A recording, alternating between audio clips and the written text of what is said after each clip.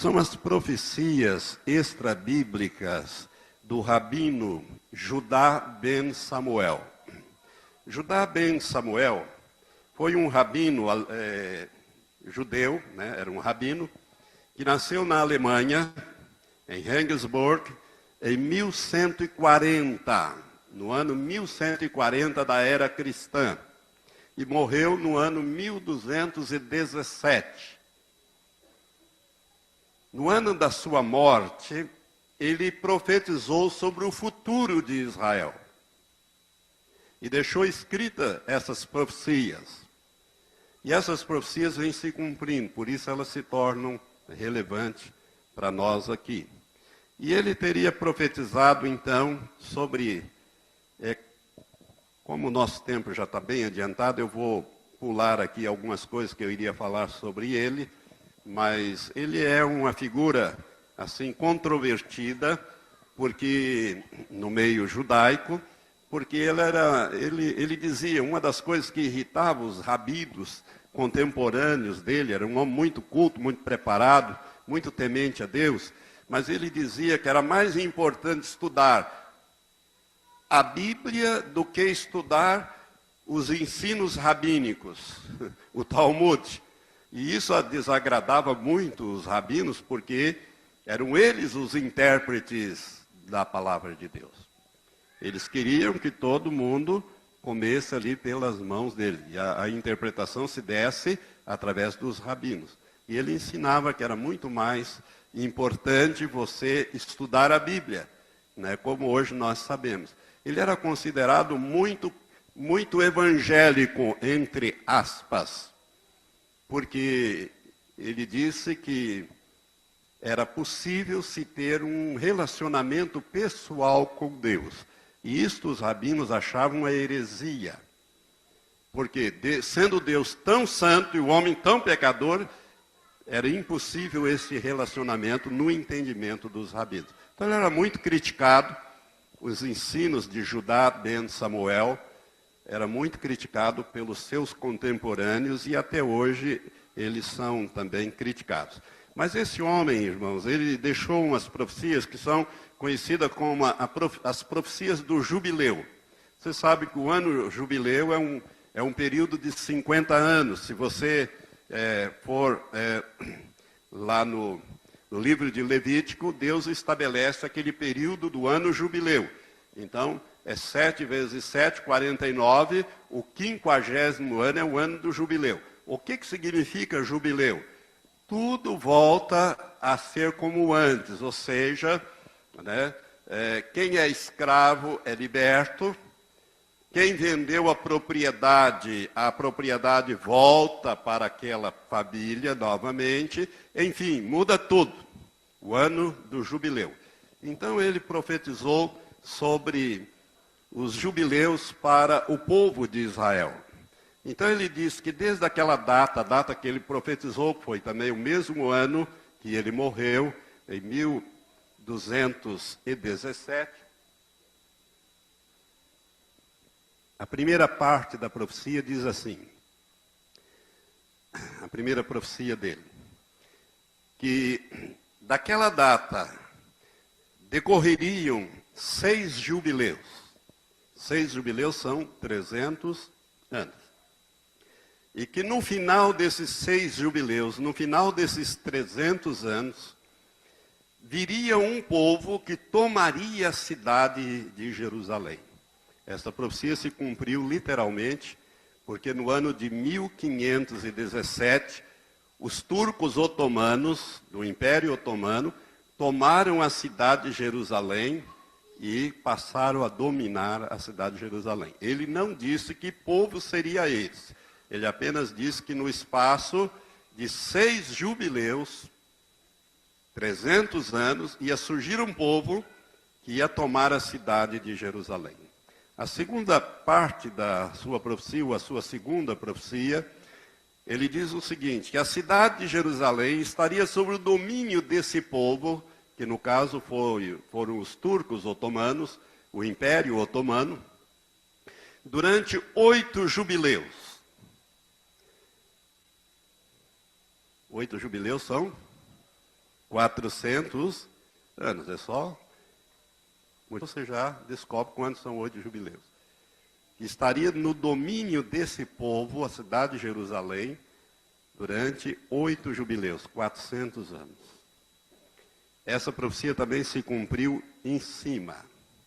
No dia 25 de dezembro do ano de 1917, em plena Primeira Guerra Mundial, o general Allenby, general inglês Allenby,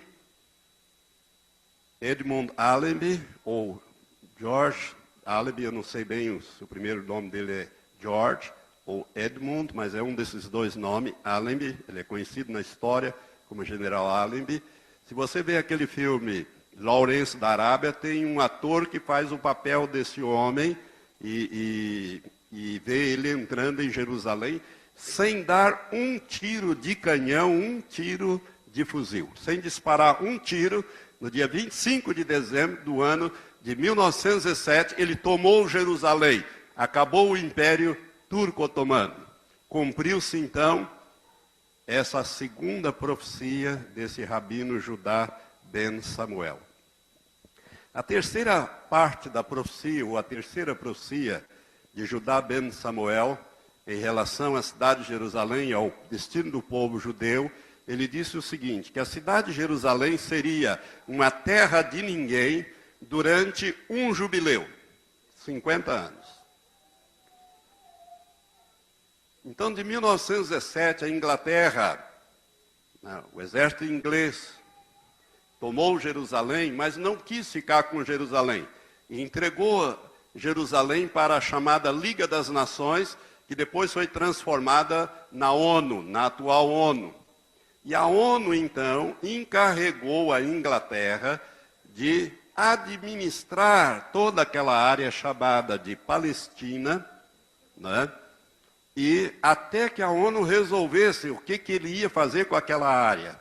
E a ONU, sob a presidência do brasileiro Oswaldo Aranha, no dia 27 de novembro de 1947, expediu uma resolução chamada Resolução número 181, criando 2 estados naquela área, um estado judeu e um estado palestino.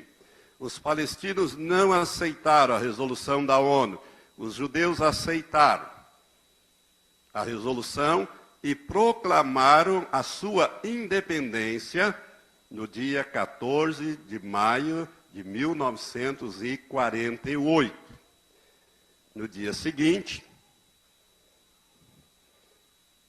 Israel foi atacado por aqueles 6 países que eu já mencionei na chamada Guerra da Independência. Aqueles árabes que se auto-chamavam palestinos, que não ficaram em Israel, saíram, foram para a Jordânia, foram para o Líbano, foram para a Síria, e porque eles acreditavam na força dos exércitos árabes, que ia varrer Israel do mapa e afogar os judeus tudo lá no mar. Mas eles esqueceram que o Deus de Israel é o Deus de Israel. É o Deus criador de todas as coisas. E Israel, sem a menor probabilidade, venceu essa guerra. E aí Israel proibiu aqueles palestinos que saíram de voltar.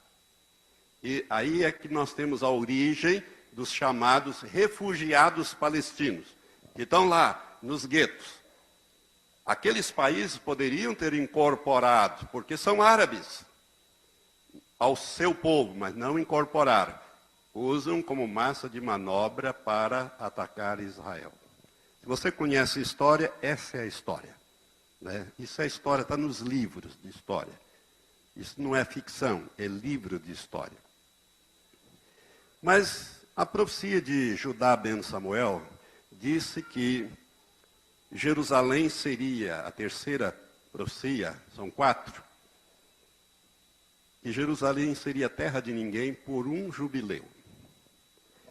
Irmãos, realmente, a divisão em 1948, a Jordânia tinha a parte velha da cidade de Jerusalém e o Estado de Israel ficou, pela divisão da ONU, com a metade da cidade, a chamada parte nova. A parte histórica ficou com a Jordânia, para ser criado o Estado palestino, que os palestinos não quiseram. Agora eles querem. Agora Israel põe lá um monte de obstáculos para criar, e menos ainda para devolver a cidade. Por quê? Porque na guerra de 6 dias, Israel conquistou da Jordânia, homem a homem, sem dar um tiro de canhão, de tanque. Foi tomado na baioneta, no tiro, né? Sangrenta aquela batalha, e tomou a parte velha e anexou, unificou a cidade de Jerusalém. Mas no meio das duas partes havia uma faixa de terra que era conhecido como terra de ninguém. E havia um muro. Quem tentasse passar de um lado para o outro era alvejado, tanto das tropas jordanianas como das tropas israelenses. Era mais ou menos como o muro de Berlim. Quem tentasse atravessar, e essa faixa era conhecida como terra de ninguém. E realmente, Jerusalém ficou sendo terra de ninguém até 1967, quando então Israel conquistou essa parte velha. De 1917 a 1917, quantos anos? 50. Jubileu. Cumpriu-se em cima. Então, veja bem, esse homem vem, ele profetizou, Judá ben Samuel, em 1217, e tudo que ele profetizou vem se cumprindo exatamente. Agora vamos para a última parte. A quarta parte e a última profecia, ele disse o seguinte, que os judeus dominariam a cidade de Jerusalém durante apenas um jubileu. Quem já acertou 15, não vai errar o 16. Um jubileu. Então nós temos de 1967 até quando? Ô gente, acorda? 1967 com mais 50, quanto que dá? 2017. Ô pastor, mas nós estamos em 2014. O que vai acontecer em 2017? Ele disse o seguinte, que os judeus dominariam a cidade de Jerusalém durante um jubileu, ou seja, até 2017, ano que marcaria o jubileu final e que daria início à era messiânica. O Messias de Israel vai estar governando em Israel em 2017. Quem é o Messias de Israel? Não é Jesus de Nazaré. O anticristo. Jesus disse em João 5,43, eu vim em nome de meu Pai, vós não me recebeste. Se outro vier em seu próprio nome, a este recebereis. Ou seja, esta é uma profecia de Jesus dizendo que ele veio em nome do Pai e os judeus não o receberam, não os aceitaram, o crucificaram. Mas eles vão receber outro que virá em seu próprio nome, não em nome de Deus, mas em seu próprio nome. Esse eles vão receber como o Messias, que é o anticristo, que é o príncipe que haveria de vir, da profecia de Daniel, capítulo 20, versículo 27, as 70 semanas proféticas. Irmãos, nós estamos no limiar dessas coisas. O anticristo já está na terra. Está pronto para assumir o seu governo. Ele tem sido mostrado por algumas pessoas, alguns profetas do Senhor. Um grande profeta que Deus está levantando, talvez fale amanhã sobre ele, que é o Dr. David Our. O Senhor mostrou a ele quem é o anticristo e os aconchavos que esse homem já está fazendo. Então, os judeus vão receber o Messias. Você sabia que tudo está pronto para reconstruir o terceiro templo? Tudo.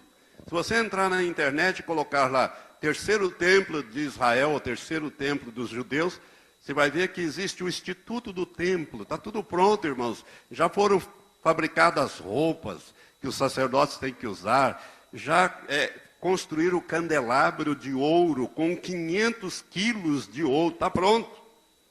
As vestes sacerdotais estão prontas, as colunas, as pedras foram lavadas, está tudo pronto. Agora descobriram a novilha vermelha que vai dar início aos sacrifícios mosaicos. De acordo com o Levítico, tem que ser uma novilha vermelha. Não pode ter um pelinho de outra cor. Estados Unidos já está trazendo para Israel, se é que já não está em Israel. Eu recebi um e-mail com a fotografia da bichinha lá. Ela que vai dar início aos sacrifícios mosaicos. Ela é uma novilha que está com 1 ano, ela tem que inteirar 3 anos para ser sacrificada. Acorda, meu irmão! Jesus está voltando. Você sabia que o anticristo é um homem que a Bíblia prevê para uma época especial? É um homem que aparece num determinado momento da história da humanidade, realiza uma obra determinada e desaparece da história humana. E ele está para ser recebido como o Messias de Israel. Quem acertou todas estas profecias, muito provavelmente vai acertar essa última parte, né, que diz que Israel dominaria a cidade de Jerusalém por apenas um jubileu. E que no final se inauguraria o ano, ou a era messiânica. O Messias de Israel estaria presente em Jerusalém. E nós sabemos que o Messias que Israel vai receber não é Jesus de Nazaré, mas sim o anticristo, conforme a Bíblia ensina. Portanto, meu irmão, minha irmã, o anticristo está na iminência de se manifestar ao povo judeu e ao mundo. E a igreja vai ser retirada da terra no arrebatamento. Mas ela não está preparada. Há muito pecado, há muita coisa errada no meio da igreja. O Senhor está muito irado, porque a igreja tem perdido o seu rumo. A santificação é o fundamento de tudo. A Bíblia diz que sem a santificação, nem você, nem eu veremos o Senhor. Sem a santificação, ninguém verá o Senhor. Olha para a tua vida, meu irmão. Como é que está indo? Você mente? Você fornica? Você adultera? As roupas, as vestes da igreja. Você é uma pessoa justa nas suas ações? Minha irmã, olha aqui para mim.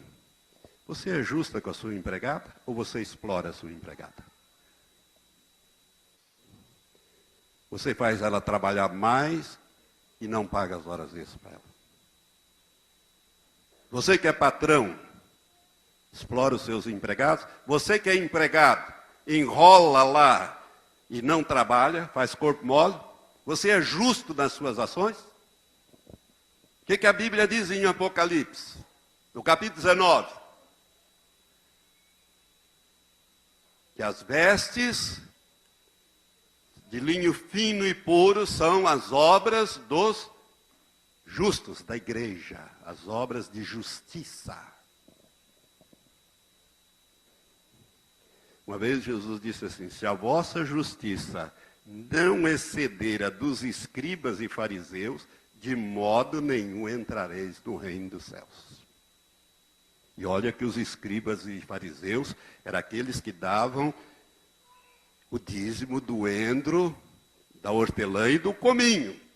Daquelas hortaliças, aquela coisa. Eles eram extremamente rigorosos. Jejuavam 2 vezes por semana, davam esmola, fazia tudo. Fariseu. Jesus disse: se a vossa justiça não exceder, não ir além da justiça praticada pelos fariseus, de modo nenhum vocês vão entrar no reino dos céus. Às vezes a gente não presta atenção naquilo que Jesus fala. E nós vamos ser julgados por aquilo que ele fala. Você sabia disso? Você sabia disso? O que Jesus ensinou nos evangelhos, irmão, vai ser a base do nosso julgamento. Você sabia que o crente tem que passar também pelo tribunal de Cristo? Não para condenação, mas para apurar qual vai ser a sua posição no reino. Qual vai ser o seu galardão. Então, meu irmão, a vida cristã não é esse oba-oba, não. A vida cristã é coisa muito séria. E Deus anda muito irado com a igreja. Por isso a igreja não foi tirada da terra ainda. E o livro do Apocalipse, ele termina dizendo assim: quem é sujo, suje-se mais ainda. Quem é injusto, faça injustiça ainda. Quem é justo, pratique mais justiça ainda. E quem é santo, santifique-se mais ainda. Porque cedo venho e o meu galardão está comigo para dar a cada um segundo as suas obras. Cuidado. Cuidado. Eu não sei se essa profecia de Judá ben Samuel vai se cumprir. O que eu sei é isso que eu passei para os irmãos. Que as 3 primeiras partes se cumpriram literalmente. A história comprova isso. E quem acertou 3, pode acertar a quarta parte. E se ele acertar, em 2017, nós vamos conhecer o homem que vai fazer um tratado de paz e proteção com Israel para durar 7 anos. Saiba que este homem é o anticristo. 2017. Agora, para Israel poder fazer esse tratado de paz e proteção, é porque Israel vai entrar em situações muito mais angustiantes ainda. O templo tem que ser reconstruído, porque ele vai ser profanado pelo anticristo, conforme está no capítulo 2 de 2 Tessalonicenses, para se cumprir também a profecia de Daniel, capítulo 9, versículo 27. Que Deus possa te abençoar, te despertar para os dias que nós estamos vivendo. Irmãos, olha aqui para mim. Os dias que nós estamos vivendo são os mais gloriosos, porque nós estamos vendo a consumação de todas as coisas. Mas são também os mais difíceis. Porque são dias de juízos. Deus executará juízo sobre a terra. Eu vou conversar com o seu pastor, se ele me permitir, eu vou falar sobre esses juízos amanhã. Se não, eu darei uma outra palavra que vai ser muito proveitosa para a sua vida, no sentido de você se preparar para a volta de nosso Senhor. Amém? Vamos ficar em pé.